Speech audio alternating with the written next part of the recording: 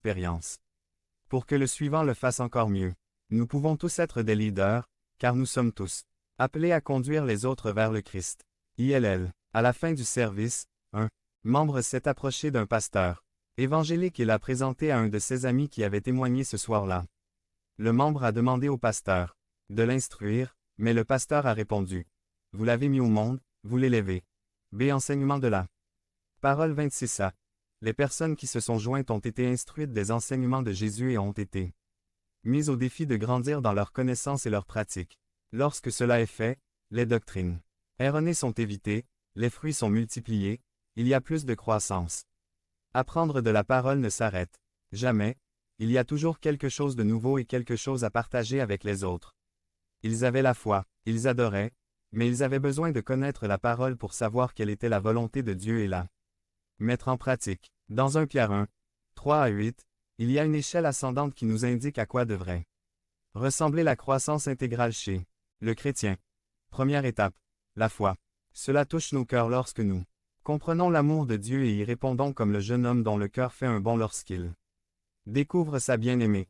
Deuxième étape, la vertu. C'est faire les choses avec excellence, en essayant de plaire. Le jeune homme essaie d'attirer l'attention en faisant les choses différemment et vice-versa. Troisième étape, la connaissance. Celui qui aime essaie de connaître l'être aimé pour faire ce qui lui plaît de manière à ce que tous deux soient contents. Celui qui donne et celui qui reçoit. Si nous aimons le Seigneur, nous devons chercher dans sa parole ce qui lui plaît et le mettre en pratique chaque jour.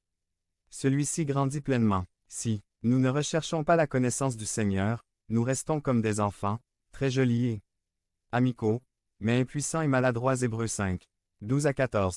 C'est être connu comme chrétien. V26b. C'était un terme péjoratif avec lequel la population les décrivait. Chrétien signifie disciple, serviteur du Christ.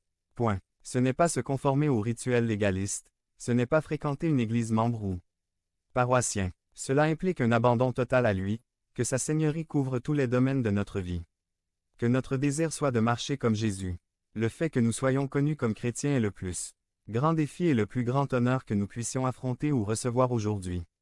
Êtes-vous prêt à courir la course en gardant les yeux rivés sur Jésus et sur lui seul? V. Conclusion. Nous nous réjouissons que l'Église grandisse, que de nouvelles âmes viennent aux pieds du Seigneur, que la joie se perfectionne.